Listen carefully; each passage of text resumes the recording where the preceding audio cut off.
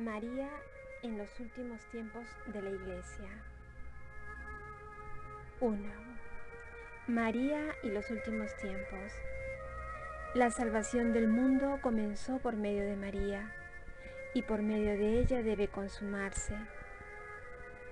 María casi no se manifestó en la primera venida de Jesucristo, a fin de que los hombres poco instruidos e iluminados aún acerca de la persona de su Hijo, no se alejaran de la verdad, aficionándose demasiado fuerte e imperfectamente a la Madre, como habría ocurrido seguramente si ella hubiera sido conocida, a causa de los admirables encantos que el Altísimo le había concedido aún en su exterior. Tan cierto es esto que San Dionisio Areopagita escribe que cuando la vio, la hubiera tomado por una divinidad, a causa de sus secretos encantos e incomparable belleza. Si la fe en la que se hallaba bien cimentado no le hubiera enseñado lo contrario. Pero en la segunda venida de Jesucristo, María tiene que ser conocida y puesta de manifiesto por el Espíritu Santo, a fin de que por ella Jesucristo sea conocido, amado y servido. Pues ya no valen los motivos que movieron al Espíritu Santo a ocultar a su esposa durante toda su vida y manifestarla solo parcialmente aún después de la predicación del Evangelio. Dios quiere pues revelar y manifestar a María, la obra maestra de sus manos en estos últimos tiempos. Primero, porque ella se ocultó en este mundo y se colocó más bajo que el polvo de su profunda humildad, habiendo alcanzado de Dios, de los apóstoles y evangelistas, que no la dieran a conocer. Segundo, porque ella es la obra maestra de las manos de Dios, tanto en el orden de la gracia como en el de la gloria, y Él quiere ser glorificado y alabado en la tierra por los hombres.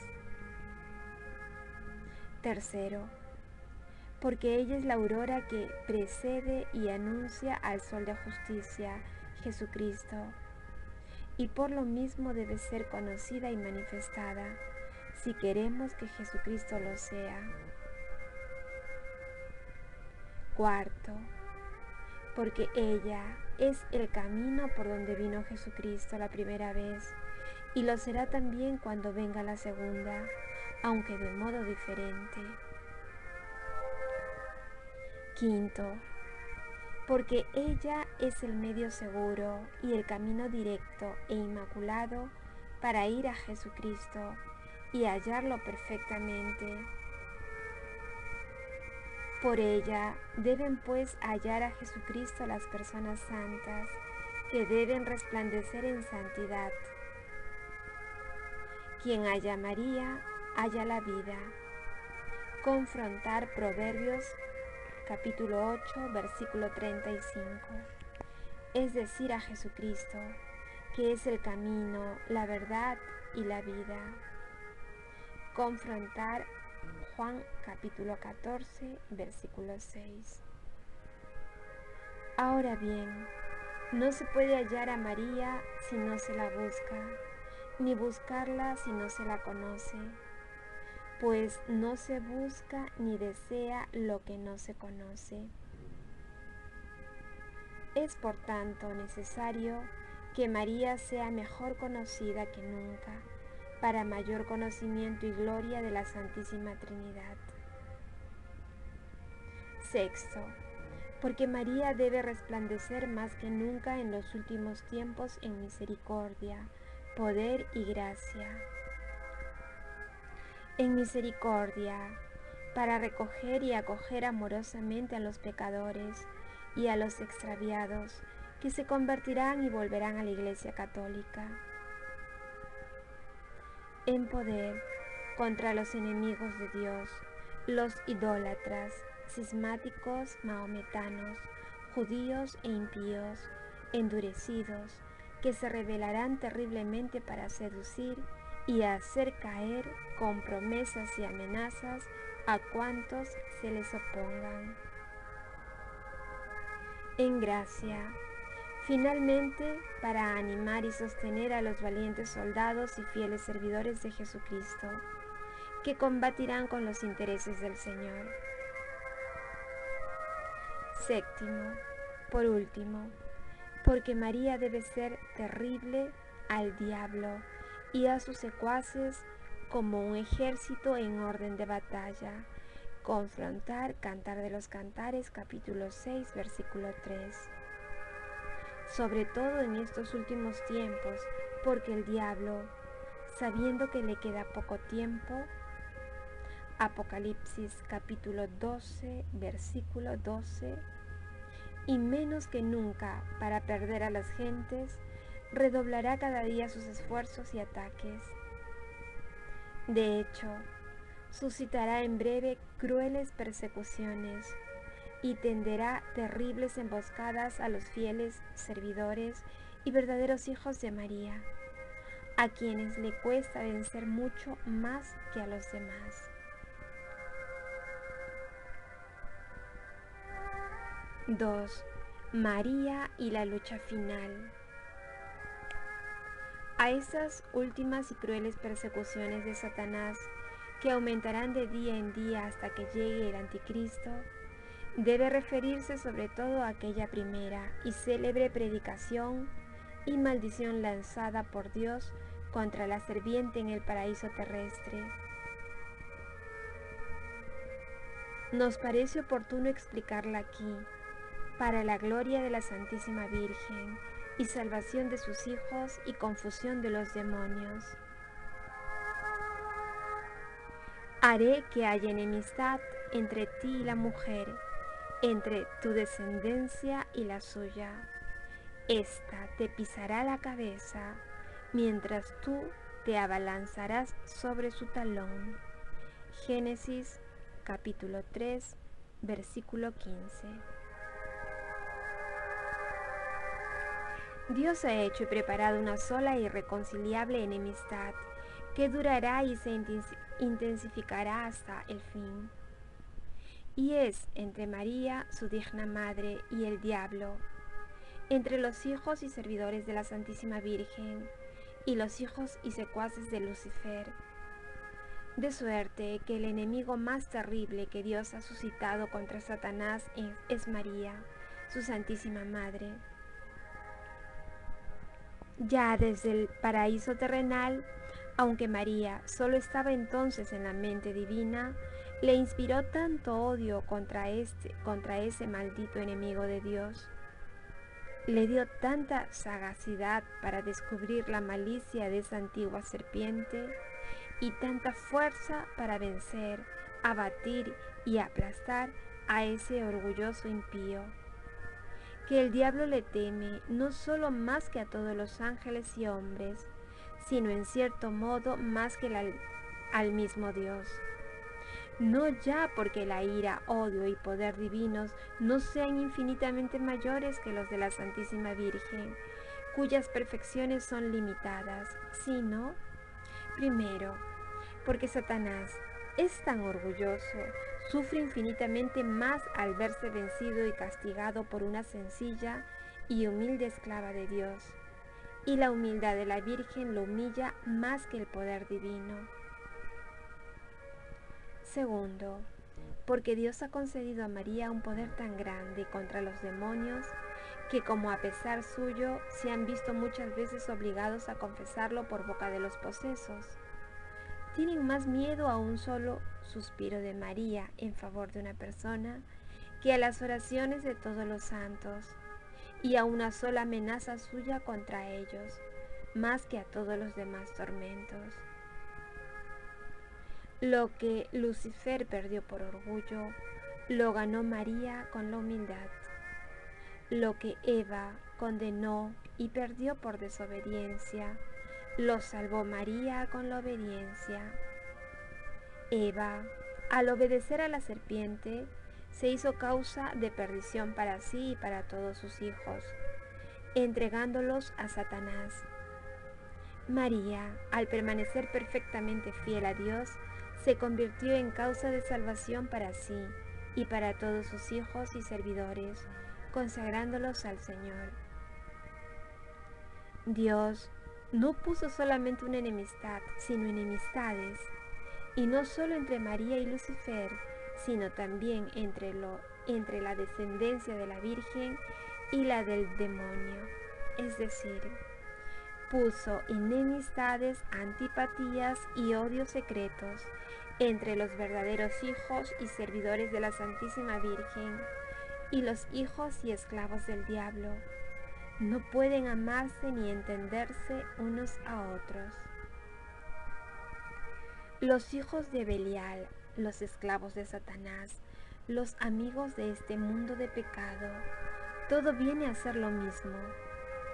Han perseguido siempre y perseguirán más que nunca de hoy en adelante a quienes pertenezcan a la Santísima Virgen, como en otro tiempo Caín y Esaú, figuras de los réprobos, persiguieron a sus hermanos Abel y Jacob, figuras de los predestinados.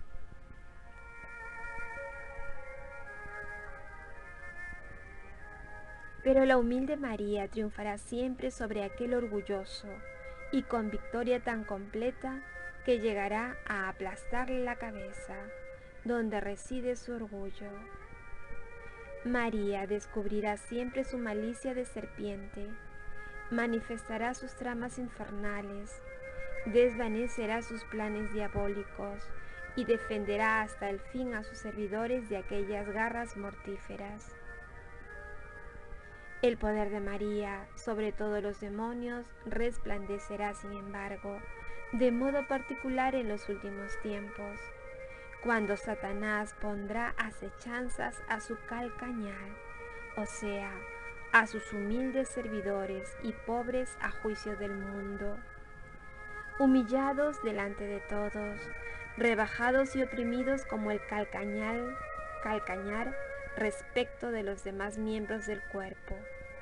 Pero en cambio, serán ricos en gracias y carismas que María les distribuirá con abundancia, grandes y elevados en santidad delante de Dios, superiores a cualquier otra criatura por su celo ardoroso, y tan fuertemente apoyados en el socorro divino, que con la humildad de su calcañar y unidos a María, aplastarán la cabeza del demonio y harán triunfar a Jesucristo. 3. María y los apóstoles de los últimos tiempos. Sí, Dios quiere que su Madre Santísima sea ahora más conocida, amada y honrada más que nunca, lo que sucederá sin duda, si los predestinados con la gracia y luz del Espíritu Santo entran y penetran en la práctica interior y perfecta de la devoción que voy a manifestarles enseguida. Entonces verán, en cuanto lo permita la fe, a esta hermosa estrella del mar.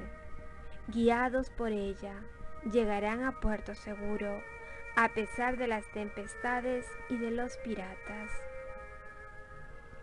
Entonces conocerán las grandezas de esta soberana y se consagrarán enteramente a su servicio como súbditos y esclavos de amor.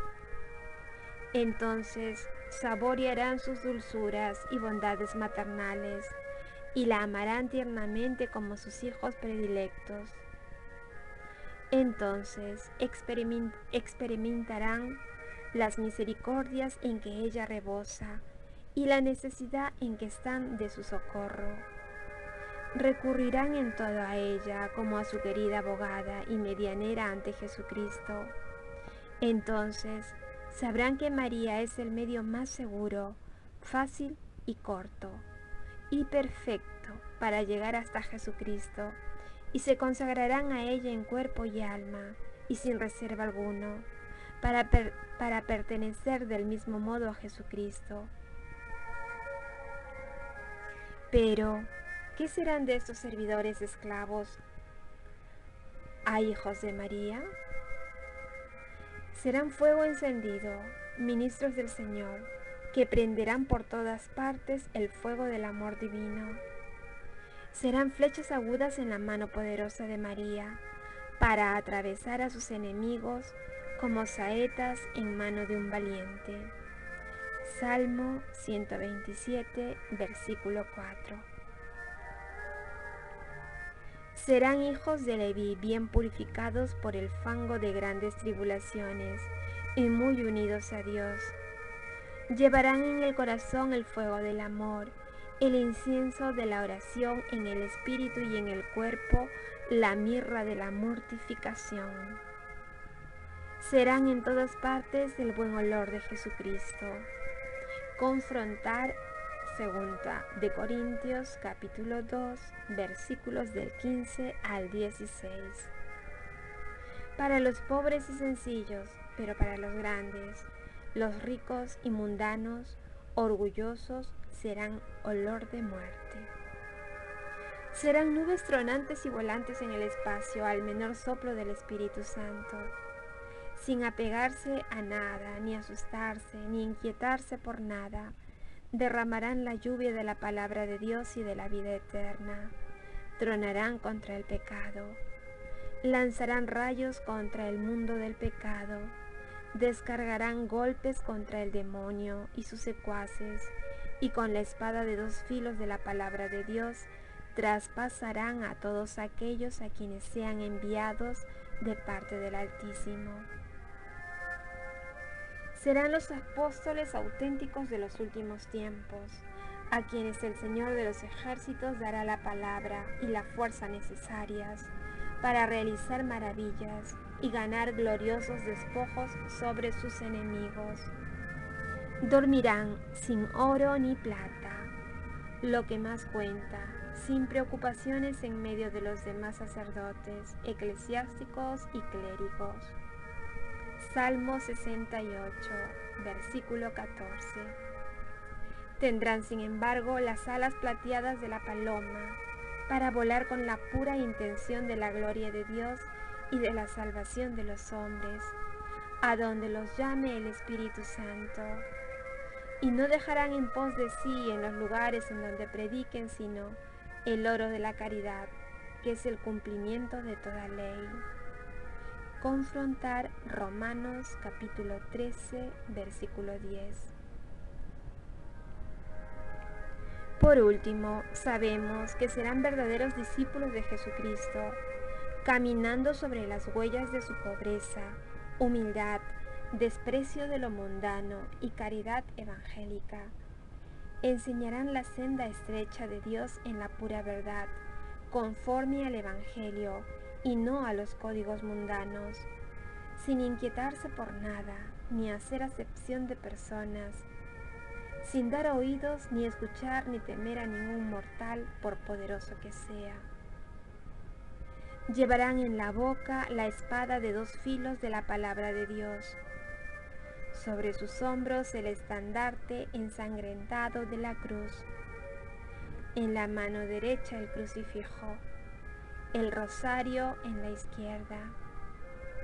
Los sagrados nombres de Jesús y María en el corazón. Y en toda su conducta, la modestia y mortificación de Jesucristo. Tales serán los grandes hombres que vendrán y a quienes María formará por orden del Altísimo para extender su imperio sobre el de los impíos, idólatras y mahometanos. Pero, ¿cuándo y cómo sucederá esto? Solo Dios lo sabe. A nosotros toca callar, orar, suspirar y esperar. Yo esperaba con ansia. Salmo 40, versículo 2.